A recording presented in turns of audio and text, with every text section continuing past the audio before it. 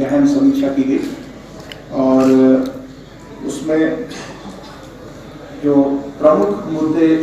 और बातें रही वो मैं आपके सामने बताना चाहूँगा। सबसे पहले तो कमीशन का एक विशेष निर्देश और ध्यान रहा है कि ये जो भी हमारे अब इलेक्शन हो उसमें कोई भी मतदाता छूटे ना, और इसको ध्यान में रखते हुए अभी भी जो मतदाता किसी भी तरह से छूटे हों उनको नॉमिनेशन के डेट के पहले तक जो कट ऑफ डेट होता है उस तक उनको प्रसार करके उनको मौका दिया जाए कि अभी भी यदि वो छूटे हों तो ज़रूर अप्लाई कर लें और वोटर बने। इसके लिए मुख्य निर्वाचन अधिकारी को और जिलाधिकारियों को भी ये निर्देश दिया गया है कि उस पर पूरा ध्यान दें। दूसरी आवश्यकता ये है कि जो भी मतदाता हैं उनको वोटर रोल में कहाँ पे है वो अपने पोलिंग स्टेशन के बारे में, पोलिंग की डेट, पोलिंग के टाइमिंग्स, इसके बारे में पूरी जानकारी होनी चाहिए और इसके लिए एक पूरा एक वोटर अवेयरनेस प्रोग्राम चलाया जाए। और जो हमारी डिफरेंट मेथडोलॉजी है, चाहे वो डिजिटल टेक्नोलॉजी के माध्यम से है, मोबाइल ऐप के माध्यम से है, वेबसाइट के माध्यम से है, सोशल मीडिया के माध्यम से है, या जो आपके ग्रामीण क्षेत्रों में जो ट्रेडिशनल मेथड्स हैं उसके माध्यम से पूरा उसका एक प्रचार प्रसार किया जाए और हर मतदाता अब वोट जो एलिजिबल हो, जो सिटीजन है मतदाता बनने के, वो मतदाता बन सके और जो मतदाता है वो अपने बारे में, पोलिंग स्टेशन के बारे में पूरी जानकारी कर सकें। इस पे एक फोकस रहा। इस बार एक नई व्यवस्था जो झारखंड से लागू हो रही है उसके बारे में भी बताना चाहूँगा कि जो कंडक्ट ऑफ इलेक्शन रूल्स हैं उसमें एक अमेंडमेंट किया गया है और उस अमेंडमेंट के अंतर्गत 3 कैटेगरी के लोगों को भी पोस्टल बैलेट से वोट डालने की सुविधा देने का प्रावधान किया गया है। उसमें पहली कैटेगरी के वो लोग हैं जो इमरजेंसी, जो इसेंशियल सर्विसेज से जुड़े हुए हों, उनको भी पोस्टल बैलेट देने का ऑप्शन है, लेकिन वो प्रोसेस थोड़ा कॉम्प्लेक्स है और उसमें उन लोगों सभी सेवाओं को आइडेंटिफाई करना और उन लोगों को चिन्हित करना, वो एक्सरसाइज में टाइम लगेगा। इसीलिए उस पार्ट को अभी इम्प्लीमेंट नहीं किया जा रहा है क्योंकि ये जस्ट अनाउंसमेंट के पहले ही अमेंडमेंट हुआ था। लेकिन जो अन्य 2 श्रेणियां हैं कि ऐसे वोटर जो हमारे 80 साल से ऊपर हैं और दूसरे ऐसे जो पर्सन विद डिसेबिलिटीज हैं, जो विकलांगजन है, वो यदि पोस्टल बैलेट का इस्तेमाल करना चाहें तो वो नॉमिनेशन के 5 दिन के अंदर वो उनका एप्लीकेशन आरओ को मिलना चाहिए। तो ये एक नई जानकारी थी और नई व्यवस्था है जिसके लिए सभी डीओस को इसके लिए पूरा प्रोसीजर बताया गया और इसकी जानकारी दी जा रही है। फर्स्ट फेज और सेकेंड फेज में एक डेफिनेटली वो एक चैलेंज है और उसकी व्यवस्था की जा रही है। दूसरी जो इंफोसिस है वो कि जितने भी हमारे पोलिंग स्टेशंस हैं वो सभी पोलिंग स्टेशंस में एश्योर्ड मिनिमम फैसिलिटीज जरूर प्रोवाइड की जाए। वो जो न्यूनतम एक सुविधाएं प्रदान करनी है उसमें हर पोलिंग स्टेशन का पूरा डिटेल विवरण तैयार करके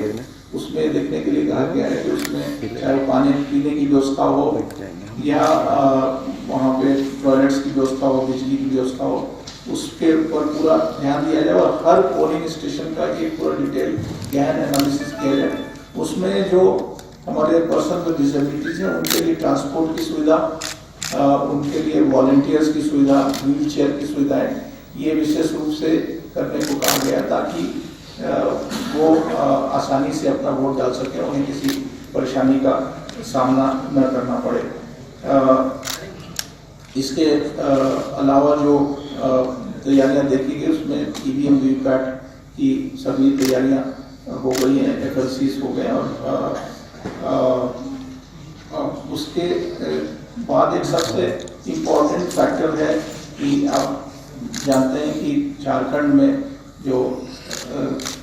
काफ़ी एरियाज हैं जो नक्सल प्रभावी क्षेत्र हैं और उनको ध्यान में रखते हुए कई मीटिंग्स लगातार सेंट्रल गवर्नमेंट की जो भी एजेंसीज हैं, जो इम्पोर्टेंट डिपार्टमेंट्स हैं, MHA और वहाँ के मिनिस्ट्री ऑफ डिफेंस और अन्य रेलवेज और सभी के साथ एक निर्णय करके यहाँ पे पर्याप्त संख्या में केंद्रीय बलों की सुविधा प्रदान की गई है और पर्याप्त संख्या में केंद्रीय बल उपलब्ध कराए जा रहे हैं ताकि जो आपके नक्सल क्षेत्र में भी चुनाव बिल्कुल शांतिपूर्ण ढंग से चल सके। झारखंड उसके लिए बधाई का पात्र है कि पिछला लोकसभा भी बहुत ही शांतिपूर्ण ढंग से संभव हुआ। इवन पिछले जो विधानसभा चुनाव था 2014 में, उस समय झारखंड का इंचार्ज हुआ करता था, तो उस समय भी आपका इलेक्शन बहुत अच्छा हुआ। तो यहाँ के लोगों का, यहाँ के स्टेक होल्डर्स का बहुत कोऑपरेशन रहा है और मुझे विश्वास है कि इस बार का भी जो इलेक्शन होगा, चुनाव होगा विधानसभा का, वो भी पूर्ण शांतिपूर्ण ढंग से होगा। जिलों की तैयारियां लोग यहाँ पर आए थे और सभी डिस्ट्रिक्ट्स के साथ पूरी समीक्षा करी थी। तब उनके प्रिपरेशंस में कुछ एक जो पॉइंट्स गैप्स नज़र आए थे उस पर उनको आगाह किया गया था और अभी जो 15 जिलों का रिव्यू हुआ उससे काफ़ी संतुष्टि है कि उन्होंने काफ़ी उन सब बिंदुओं पे काफ़ी अच्छा काम किया है। अभी कुछ एक और कंसर्न्स उन लोगों के जो थे या हम लोगों ने जो एडवाइस दी, वो भी पूरी उम्मीद है कि अगले कुछ दिनों में इलेक्शन से पहले वो पूरी तरह उस पर कार्रवाई करके जो पॉइंट अभी सिन्हा सर ने जो पॉइंट आउट किए कि सारे वोटर्स हमारे, उनको पोलिंग स्टेशन उनका कहाँ पर है, वहाँ पर कैसे आराम से पहुँचना है, वहाँ पे उनकी जो बेसिक हमारे एश्योर्ड मिनिमम फैसिलिटीज़ हैं वो सब वहाँ पर रहे, जिससे कि किसी भी वोटर को आकर अपना मत देने में कहीं कोई कठिनाई नहीं हो। सुविधाओं का भी ध्यान किया जाए क्योंकि वो काफ़ी दूर दूर से पूरे देश से आते हैं, विभिन्न स्थानों से, तो उनके भी रहने की सुविधा ठीक ढंग से प्रदान की जाए, इस पे इन्फोसिस रहा। इसके अलावा जो सोशल मीडिया का और पेड न्यूज़ की व्यवस्था को, पेड न्यूज़ के लिए जो व्यवस्था की गई है, MCC टीम्स बनाई गई डिस्ट्रिक्ट लेवल पे, स्टेट लेवल पे, उसमें उसको भी मॉनिटर किया गया और उसकी भी तैयारी यहाँ पे कर ली गई है। इस बात के ऊपर भी हिदायत दी गई है कि जो पॉलिटिकल पार्टीज हैं उनके साथ एक रेगुलरली स्टेट लेवल पे, डिस्ट्रिक्ट लेवल पे मीटिंग्स की जाए और उनके जो वरी पॉइंट्स हैं और उसको भी ध्यान में रखते हुए उसको उसमें जो बिंदु उठाए जाते हैं उसका निराकरण किया जाए। कमीशन का विशेष ध्यान है कि जो यहाँ के वोटर्स की यदि कोई शिकायतें हैं उसके लिए 1950 एक कॉमन नंबर पूरे देश में कॉल सेंटर के रूप में दिया गया है, तो वो जितने भी डिस्ट्रिक्ट्स पे 1950 नंबर पे कॉल सेंटर की व्यवस्था की गई है उसको बहुत ही इफेक्टिवली चलाया जाए और जो लोगों की शिकायतें मिलती है उसको प्रयास किया जाए कि 24 घंटे के अंदर उसका निराकरण हो। उसकी मॉनिटरिंग की गई और ये भी कहा गया कि लगातार उसकी मॉनिटरिंग की जाए और उसका मुख्य निर्वाचन अधिकारी अपने लेवल पे मॉनिटर करें और भारत निर्वाचन आयोग को भी इसके बारे में लगातार सूचना देते रहें। मीडिया एक बहुत ही इम्पोर्टेंट और क्लोज एलाई रहा है इलेक्शन कमीशन का।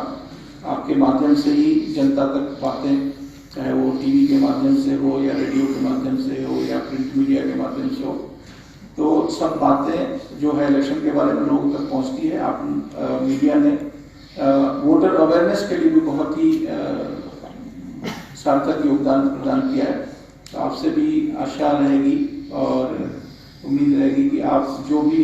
इंफॉर्मेशन है उसके बारे में ज़्यादा से ज़्यादा जनता तक वो बातें पहुंचाएंगे।